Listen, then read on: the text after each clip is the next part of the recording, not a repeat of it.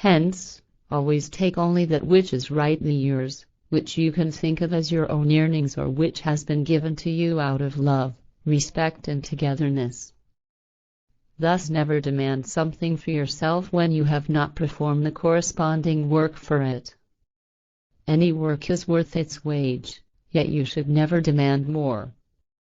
But it will not be that you can disseminate your written works without payment, because that is impossible through the money economy system of terrestrial humanity.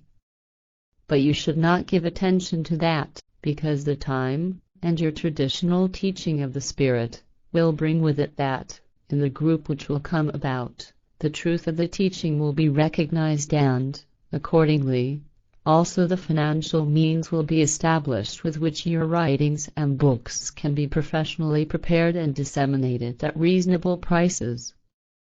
Every beginning will indeed lie with you, for which reason you should work and be thrifty in order to be able to finance the start of your mission when the time has become ripe for that. Yet already at the beginning of your task you will find modest help which will however quickly expend. However, never demand, because you and your mission are not the same as the religions and the groups and circles and so forth which have sprung from them, as well as their leaders, preachers and heads. Constantly give everything that you are able to give, if the humans are ready to receive.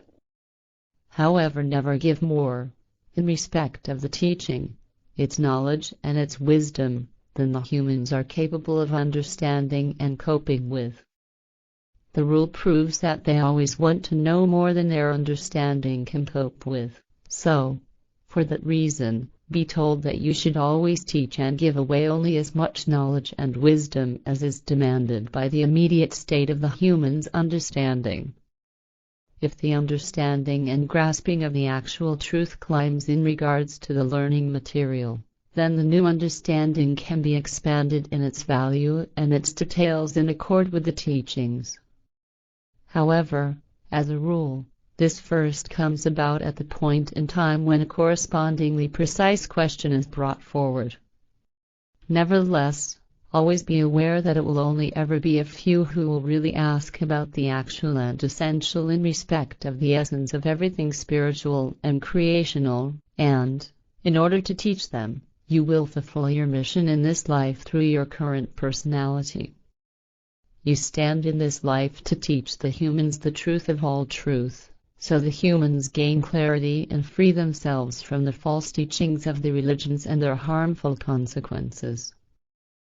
Through the teaching of the Spirit which you will teach and spread from 1975, the real truth and light should come to the humans, thereby fulfilling the earth humans' deepest wishes for true love and freedom, and for peace and harmony. For the teaching of the Spirit, which has been the teaching of Nocademian, Enoch and all your earlier personalities since time immemorial, you should, as it was in all past times, as a reciprocal gift, only require a will to learn, love, peace, freedom, harmony, joy, industriousness, justice and humanity as well as humanness, not, however, any material things through which you could attain wealth, because if you want to acquire such, then you should create this through manual labor, not, however, by growing rich through the teaching. It will indeed be required that you can also finance your livelihood, for which reason you must take it upon yourself that you have, through regulated provisions, a secure position in respect of your work, which, however, never permits a foothold for the acquisition of wealth. Your work will be hard and you must work very much, and indeed in regard to the mission itself, as well as also for your livelihood before doing the mission.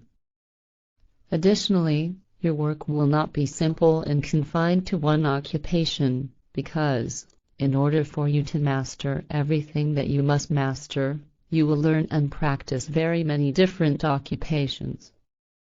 That which you learn will be especially important from the year 1977 when you will construct a site of learning, and indeed quite near to the birthplace of your mother. You will therefore have, in your life, very much to do, and indeed unusually much, and also unusually much to learn and to experience. Yet this is necessary, so you can fulfill your task. But that does not exalt you above other humans, so you are not their master in regard to the teaching of the Spirit, as also nobody can be master over you.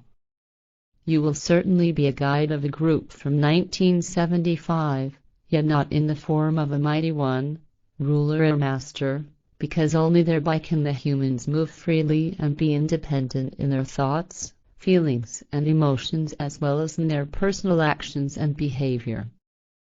You have come to teach oneness and unity, however not humility, subservience and bondage or enslaved servitude and fanaticism, and, however, also not disunity and dualism or trinity, as it is with certain religions.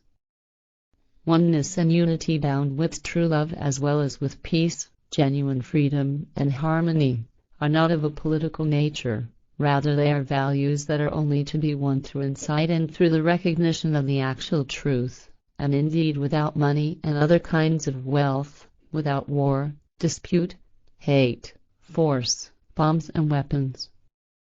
You will produce an inexhaustible wellspring of knowledge, wisdom, love, freedom and peace as well as harmony. A wellspring from which all humans of all races and every faith, every skin color and every standing can be refreshed.